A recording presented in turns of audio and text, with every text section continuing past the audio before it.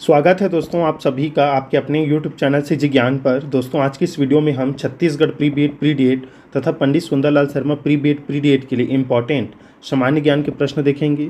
देखिए आज जो प्रश्न देखेंगे दोस्तों ये 100 प्रश्न होगा जो कि इतिहास से संबंधित होगा। इसके बाद हम दूसरा वीडियो लाएंगे, उसमें भी हम 100 प्रश्न देखेंगे इतिहास का। अगर ये 2 वीडियो आपने देख लिया दोस्तों तो बहुत से जो है आपके टॉपिक्स जो है कवर हो जाएंगे। साथ ही साथ अगर आप आगामी एग्ज़ाम्स की तैयारी कर रहे हैं जिसमें इतिहास पूछा जाता है तो उसके लिए भी ये जो है आपके लिए इम्पॉर्टेंट रहेगा। चलिए स्टार्ट करते हैं और प्लेलिस्ट में जाकर जरूर देख लीजिएगा जो भी पहले से वीडियो अपलोड है, क्योंकि हम आपके लिए बहुत सारे वीडियो जो है बना कर रखे हैं 2025 के लिए। अगर आप भी प्री बीएड प्री डीएड की तैयारी कर रहे हैं तो ज़रूर पढ़ लीजिएगा।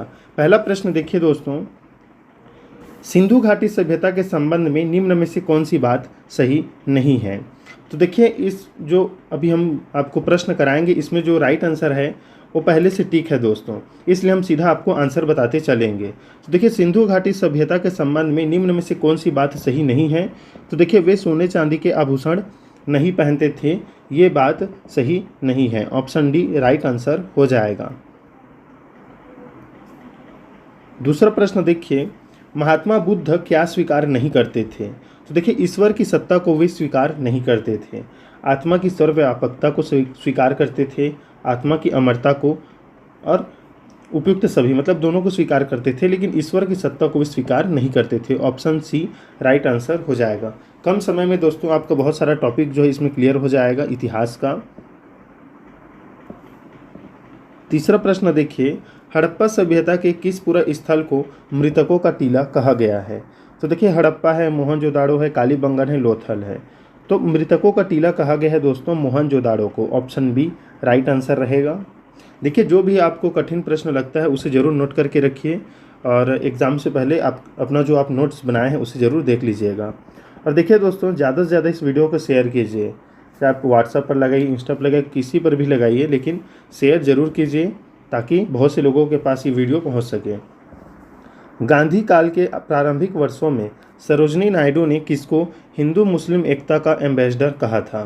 तो देखिए ये कहा था मोहम्मद अली जिन्ना को। ऑप्शन ए राइट आंसर रहेगा दोस्तों।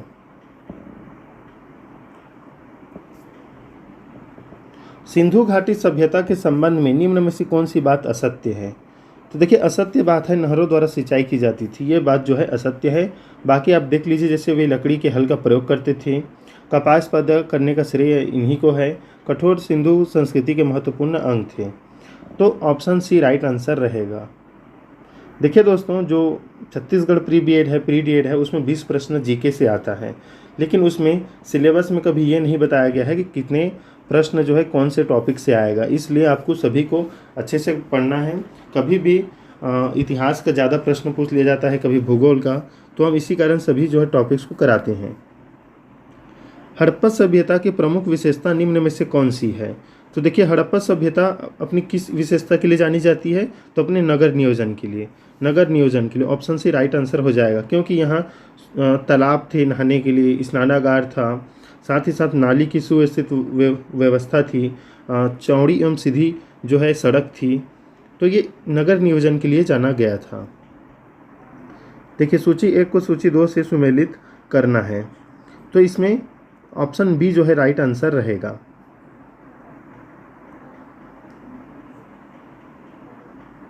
देखिए इसमें मोहनजोदाड़ो ये जो है सिंधु नदी के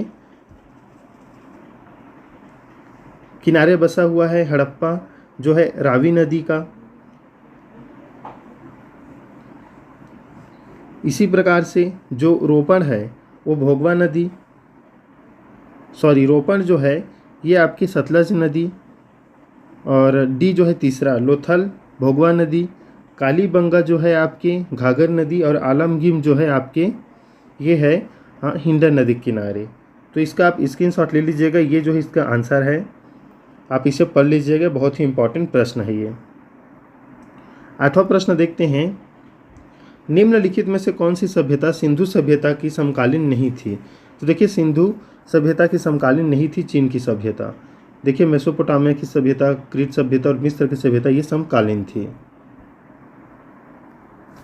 अभी हम सभी टॉपिक से मतलब इतिहास के जितने भी हैं वंश इधर से जो है वो सभी अभी देखेंगे। सिंधु घाटी की सभ्यता का विस्तार कहाँ तक था? तो देखिए पंजाब, राजस्थान, गुजरात, उत्तर प्रदेश, हरियाणा और सिंध तक। ऑप्शन सी राइट आंसर हो जाएगा। सिंधु घाटी सभ्यता में घोड़े के अवशेष कहाँ मिले हैं? लोथल, कालीबंगन, सुरकोटदा या बनावली? तो राइट आंसर है देखिए ऑप्शन सी सुरकोटदा। याद रखिए घोड़े के अवशेष सुरकोटदा से मिले हैं। 11वां प्रश्न, सिंधु घाटी सभ्यता काल में हाथी दांत के उपयोग के संबंध में कौन सा कथन सही नहीं है? तो राइट आंसर हो जाएगा ऑप्शन ए, उस समय हाथी दांत का कोई उपयोग नहीं होता था। ऑप्शन ए राइट आंसर रहेगा। तोलकाप्पियम के संबंध में निम्नलिखित में से क्या सत्य है? तो देखिए यह एक तमिल व्याकरण ग्रंथ है। याद रखिए दोस्तों, मोस्ट इंपॉर्टेंट प्रश्न है। तोलकाप्पियम क्या है? तो यह एक तमिल व्याकरण ग्रंथ है। ऑप्शन डी राइट आंसर रहेगा। 13 नंबर प्रश्न, आर्यों के संबंध में क्या असत्य है? तो देखिए आर्य के संबंध में असत्य है दोस्तों, पूर्व वैदिक यौगिक आर्य महिलाओं को राजनीतिक एवं आर्थिक अधिकार प्राप्त था। तो ये जो है कथन असत्य है।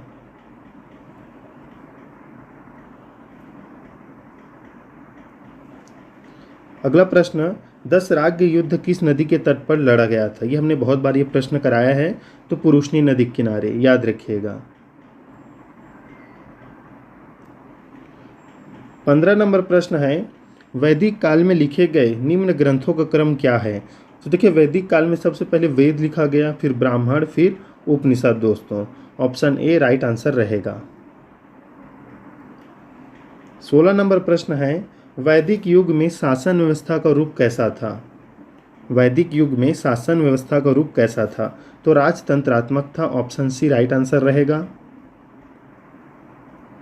17 नंबर प्रश्न, अजंता गुफा की सर्वोत्तम चित्रकारी किसके काल में हुई थी? कुषाण, गुप्त, मौर्य, हर्षवर्धन? तो देखिए अजंता गुफा की सर्वोत्तम चित्रकारी दोस्तों ये गुप्त काल में हुआ था। ऑप्शन बी राइट आंसर रहेगा। 18 नंबर प्रश्न, गुप्त वंश का वह सम्राट जिसने महाराजाधिराज की उपाधि धारण की थी? तो देखिए इसका राइट आंसर हो जाएगा ऑप्शन बी दोस्तों, चंद्रगुप्त प्रथम। याद रखिएगा गुप्त वंश का वह सम्राट जिसने महाराजाधिराज की उपाधि धारण की थी वह था चंद्रगुप्त प्रथम। बी राइट आंसर हो जाएगा। कनिष्क कुषाण वंश का शासक था, उसकी राजधानी कहाँ थी? देखिए इसका राइट आंसर रहेगा दोस्तों Peshawar. Option A right answer रहेगा। कनिष्क कुषाण वंश का शासक था जिसकी राजधानी पेशावर थी। 20वां प्रश्न, कनिष्क ने शक संवत कब प्रारंभ किया? तो 78 ईसा पूर्व दोस्तों। ऑप्शन ए राइट आंसर रहेगा। कनिष्क ने शक संवत प्रारंभ किया था 78 ईसा पूर्व। देखिए भारत का नेपोलियन किसे कहा जाता है दोस्तों? इसका राइट आंसर आप कमेंट में बता दीजिएगा। बहुत ही आसान से इसका जवाब है। समुद्रगुप्त की विजय का उल्लेख किसमें मिलता है? समुद्रगुप्त की विजय का उल्लेख किसमें मिलता है? तो देखिए प्रयाग प्रशस्ति में। ये मोस्ट इंपॉर्टेंट प्रश्न है, जरूर इसे नोट करके रखिएगा, ये कई बार एग्जाम में पूछा गया है। 23 नंबर प्रश्न, मौर्य साम्राज्य के पतन का मुख्य कारण था? मौर्य साम्राज्य के पतन का मुख्य कारण क्या था? तो ये था दोस्तों अयोग्य उत्तराधिकारी। ऑप्शन ए राइट आंसर रहेगा। मौर्य शासक के पतन के बाद सर्वप्रथम किस विदेशी जाति ने भारत पर आक्रमण किया था? मौर्य शासक के पतन के बाद सर्वप्रथम किस विदेशी जाति ने भारत पर आक्रमण किया था? राइट आंसर हो जाएगा दोस्तों Indo Greek. Option A right answer रहेगा। 25 नंबर प्रश्न, मौर्य साम्राज्य के प्रशासन के संबंध में असत्य कथन कौन सा है? तो देखिए कोई नहीं, ये बिल्कुल सभी सत्य हैं। जैसे साम्राज्य अनेक प्रांतों में विभक्त था, सही है। गांव प्रशासन की सबसे छोटी इकाई थी। विस्तृत अधिकार संपन्न नौकरशाही थी। तो ये जो है तीनों कथन सही है मौर्य साम्राज्य के संदर्भ में। 26 नंबर प्रश्न देखिए, अशोक ने अपने धर्म के विस्तार हेतु किस विधि का प्रयोग किया? तो देखिए राजज्ञा व अभिलेख द्वारा, प्राकृत भाषा के प्रयोग से, भिक्षुओं को प्रचार के लिए बाहर भेजना। तो उपयुक्त सभी। ऑप्शन डी राइट आंसर हो जाएगा। इस प्रकार से अशोक ने अपने धर्म के विस्तार हेतु इन विधियों का प्रयोग किया था। किस भाषा का प्रयोग किया था ये भी याद रखिएगा, प्राकृत भाषा। अशोक का स्थान विश्व के महान शासकों में है क्योंकि उसने शासन नैतिक आदर्शों द्वारा किया था। इसी कारण से महान शासक में इनका नाम गिना जाता है। ऑप्शन सी राइट आंसर हो जाएगा दोस्तों। 28 नंबर प्रश्न देखिए, मौर्यकालीन इतिहास से संबंधित स्रोत निम्न में से कौन है? तो मौर्यकालीन इतिहास से संबंधित स्रोत है दोस्तों अशोक का शिलालेख, बौद्ध का अर्थशास्त्र और कौटिल्य का अर्थशास्त्र। उपरोक्त सभी राइट आंसर हो जाएगा। मौर्यकालीन इतिहास का स्रोत है ये अशोक का शिलालेख, बौद्ध का अर्थशास्त्र, कौटिल्य का अर्थशास्त्र। मार्च 1946 में ब्रिटिश कैबिनेट कमीशन भारत आया था। निम्नलिखित में से कौन उसका सदस्य नहीं था? तो देखिए उसके सदस्य नहीं था Campbell Johnson, lord Pethick, sir Stafford और ए.वी. अलेक्जेंडर। ये जो है सदस्य थे, इसे भी याद रखिएगा। कैंपबेल जॉनसन सदस्य नहीं था। 30 प्रश्न, पाल वंशी शासकों में सबसे अधिक शक्तिशाली शासक कौन था? तो धर्मपाल था। ऑप्शन ए राइट आंसर हो जाएगा। पाल शासक मुख्यतः किस धर्म के अनुयायी थे? तो बौद्ध धर्म के, याद रखिएगा, इसे इंपॉर्टेंट है। विक्रमादित्य की उपाधि धारण करने वाला शासक कौन था? तो चंद्रगुप्त द्वितीय था। ऑप्शन डी राइट आंसर हो जाएगा। राजतरंगिणी में निम्न में से किसका वर्णन है? तो कश्मीर के राजाओं का इतिहास। ये मोस्ट इंपॉर्टेंट प्रश्न है दोस्तों, इसे याद रखिएगा और नोट करके रखिएगा। प्रथम भारतीय विद्वान जिसने गणित को विशेष विषय के रूप में प्रयोग किया, तो आर्यभट्ट थे। ये याद रखिए इसे। बाल विवाह प्रथा का प्रचलन हुआ, तो राजपूत काल से। ऑप्शन ए राइट आंसर हो जाएगा। देखिए दोस्तों, आप अगर शिक्षण अभिरुचि पढ़ना चाहते हैं, हिंदी पढ़ना चाहते हैं, रीजनिंग पढ़ना चाहते हैं, तो प्ले लिस्ट में जाइए, आपको बहुत सारा क्लास मिल जाएगा 2025 के लिए। बहुत सारे वीडियो हमने अपलोड किया है, टॉपिक वाइज किया है, शिक्षण अभिरुचि, बहुत से मनोवैज्ञानिक का भी हमने कराया है, तो ज़रूर देख लीजिएगा। संगम से क्या तात्पर्य है? तो संगम से तात्पर्य है दोस्तों तमिल भाषक विद्वानों की सभा, इसे ही संगम कहा गया है। ऑप्शन डी राइट आंसर हो जाएगा। संगम युग का साहित्य मुख्य रूप से लिखा गया, तो पद्य में, याद रखिएगा। ऑप्शन बी राइट आंसर रहेगा। ये दोस्तों अब जो हम प्रश्न कर रहे हैं वो सभी एग्ज़ाम में पूछा जा सकता है, इसलिए इसे ज़रूर अच्छे से पढ़िए। ये आपके आगामी एग्ज़ाम जो होगा, जैसे आबकारी आरक्षक भर्ती और आपका जो भी पुलिस है नगर सेना, उसके लिए भी इम्पॉर्टेंट है।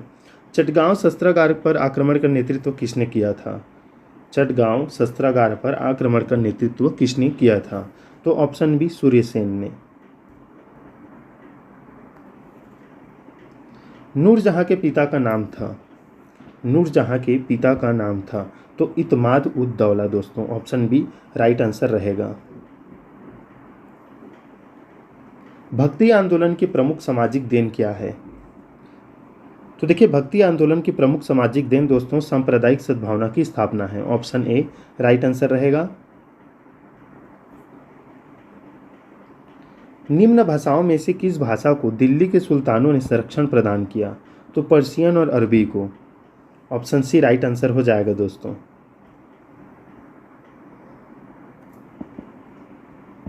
दिल्ली सल्तनत काल में किस ललित कला की विशेष रूप से उन्नति हुई थी? तो स्थापत्य कला। ऑप्शन डी राइट आंसर रहेगा। ये प्रश्न इंपॉर्टेंट है। सल्तनत युग में किस वस्तु का विकास हुआ, उसे क्या कहा गया? तो देखिए भारतीय इस्लामी वास्तुकला, याद रखिएगा। ऑप्शन बी राइट आंसर हो जाएगा। मोस्ट इंपॉर्टेंट प्रश्न, अलाई दरवाजा का निर्माण किसने करवाया था? तो याद रखिएगा अलाउद्दीन खिलजी ने। ऑप्शन ए राइट आंसर रहेगा दोस्तों। निम्न में से कौन सा जोड़ा असत्य है? तो अमीर खुसरो, तारीख ए हिंद दिया है, ये जो है असत्य है। फिरोज शाह तुगलक, फतुहाते फिरोज शाही, कीर्ति स्तंभ राणा कुंभा, अमीर खुसरो, नूह सिफर, ये सही है, याद रखिएगा। जजिया क्या था दोस्तों? तो गैर मुसलमानों पर लगाया गया यह कर था। ऑप्शन बी राइट आंसर हो जाएगा।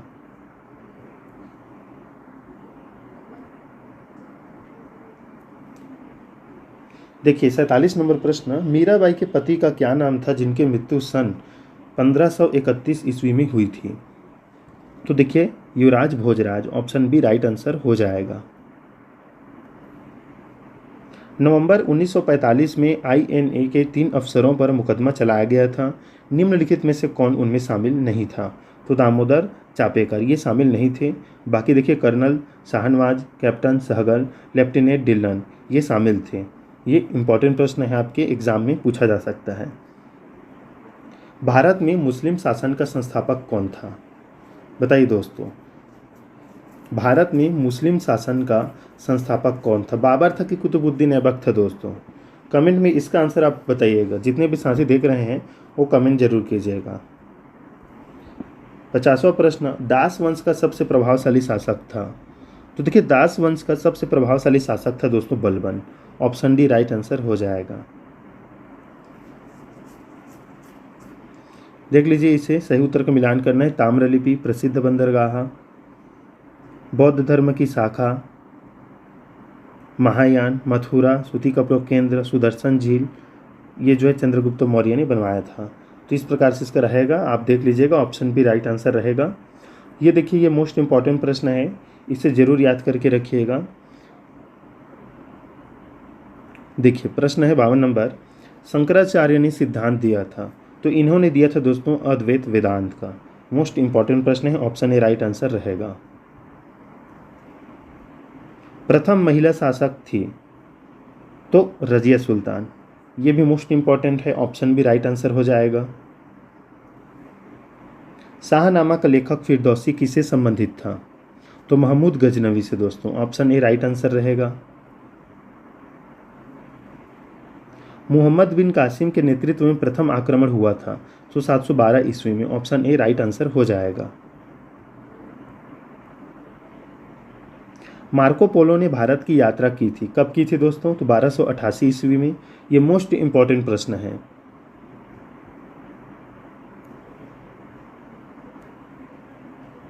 तैमूर लंग ने तुगलकों के समय आक्रमण किया था, वह आक्रमण हुआ था सन तो 1398 ईस्वी में, ऑप्शन सी राइट आंसर रहेगा। कौन सी संस्था का स्थापना की दृष्टि से पश्चिम भारत से संबंध नहीं है? तो वेद समाज। देखिए इंपॉर्टेंट है ये प्रश्न। सूफी संप्रदाय का विश्वास निम्न में से किसमें नहीं था? तो देखिए नमाज, तीर्थयात्रा और ईश्वर, उपयुक्त सभी में, याद रखिएगा, ऑप्शन डी राइट आंसर रहेगा। महमूद गजनवी का प्रथम आक्रमण 1000 ईस्वी पूर्व में हुआ था, उसका अंतिम आक्रमण कब हुआ था? ये कई बार एग्जाम में पूछा गया है। तो 1027 ईस्वी में, याद रखिएगा, ऑप्शन सी राइट आंसर रहेगा। 61 नंबर प्रश्न देखिए, अलाउद्दीन खिलजी का बाजार नियंत्रण का उद्देश्य क्या था? तो जनता को सस्ते दामों पर सामान उपलब्ध कराना, व्यापारियों को दंडित करना, सैनिक शक्ति को सुदृढ़ करना, ऑप्शन डी राइट आंसर हो जाएगा। कैबिनेट मिशन के प्रस्तावों के अंतर्गत 1946 ईस्वी में बनी अंतरिम सरकार का प्रधानमंत्री कौन था? तो याद रखिएगा, Jawaharlal Nehru, option C right answer हो जाएगा। मोस्ट इंपॉर्टेंट प्रश्न, भगवान बुद्ध के पूर्व जन्म की कथाओं का संकलन किस नाम से प्रसिद्ध है? तो ये दोस्तों प्रसिद्ध है जातक के नाम से, ऑप्शन सी सही उत्तर रहेगा। इक्तादारी व्यवस्था की शुरुआत किसने की थी? इक्तादारी व्यवस्था की शुरुआत, मोस्ट इंपॉर्टेंट प्रश्न, तो Iltutmish, option D right answer हो जाएगा। निम्नलिखित में से कौन सा विद्रोह जहांगीर के शासनकाल का नहीं है? तो बुंदेलों का विद्रोह, ये जहांगीर के शासनकाल का जो है युद्ध नहीं है। बाकी खुसरो का विद्रोह, खुर्रम का विद्रोह, महाबत खां का विद्रोह, ये जहांगीर के शासनकाल में हुआ है। बुंदेलों का विद्रोह नहीं हुआ है दोस्तों।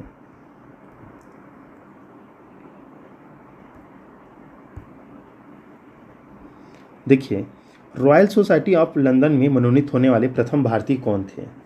मोस्ट इंपॉर्टेंट प्रश्न है ये भी। तो इसका राइट आंसर हो जाएगा श्रीनिवास रामानुजम, ऑप्शन सी सही उत्तर रहेगा।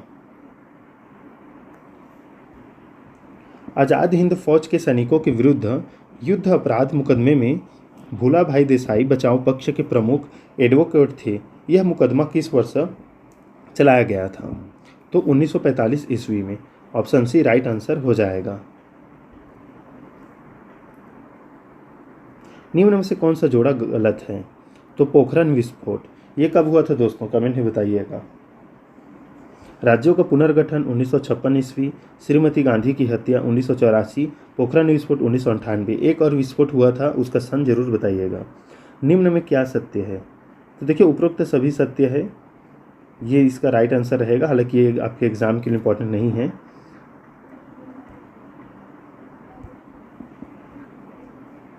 देखिए 70 नंबर प्रश्न, भारतवर्ष में स्वतंत्रता के पूर्व देशी रियासतों की कुल संख्या क्या थी? मोस्ट इंपॉर्टेंट प्रश्न। तो लगभग 600 दोस्तों, याद रखिएगा। भारतवर्ष में स्वतंत्रता के पूर्व देशी रियासतों की कुल संख्या 600 थी। कौन सुमेलित नहीं है? तो देखिए रेगुलेटिंग काउंसिल एक्ट 1861 ईस्वी बम्बई में उच्चतम न्यायालय की स्थापना, ये जो है सुमेलित नहीं है। बाकी आप इधर देख लीजिएगा, ये जो है सुमेलित है और आपके आगामी एग्जाम के लिए इम्पोर्टेंट रहेगा। इसमें 1954 दिया है, योजना आयोग का गठन, राज्यों का पुनर्गठन, ये सुमेलित नहीं है। बल्कि 1954 में भारत चीन के मध्य पंचशील समझौता हुआ था।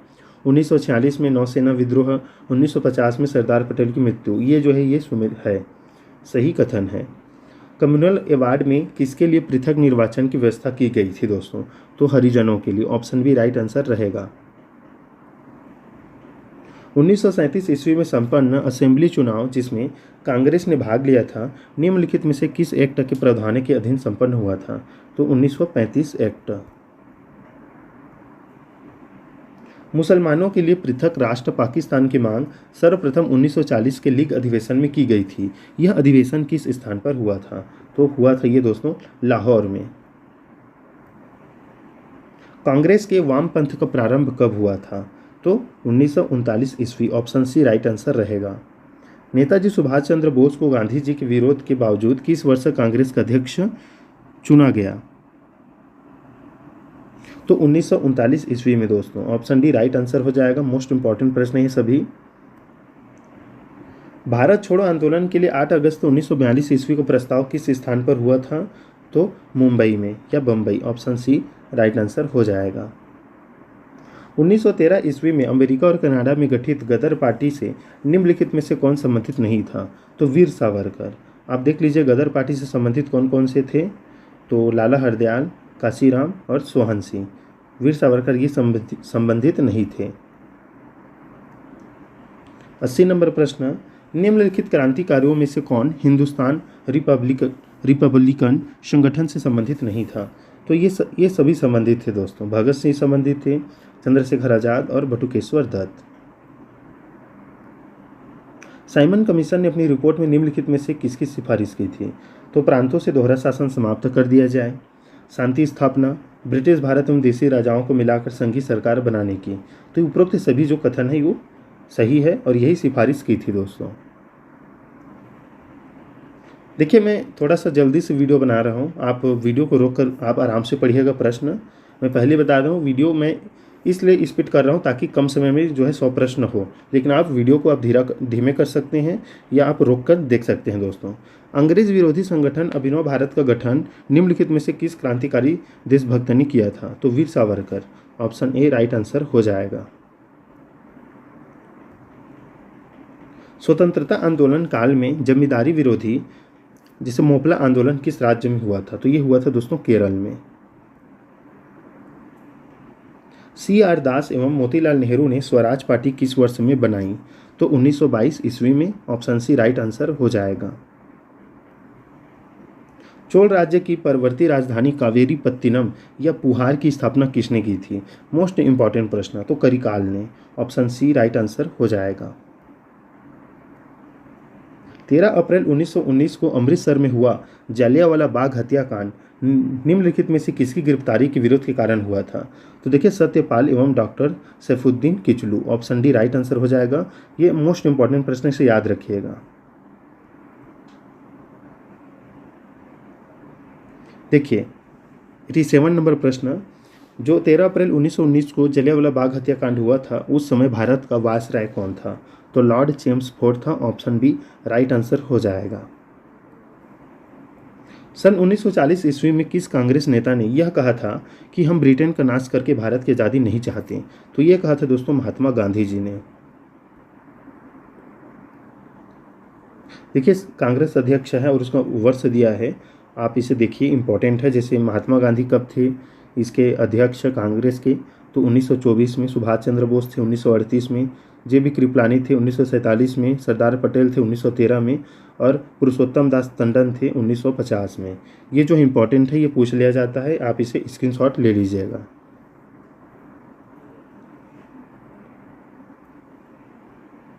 यूरोपीय ढंग की शिक्षा प्रणाली भारत में लागू करने का प्रस्ताव किस गवर्नर जनरल के शासनकाल में किया गया?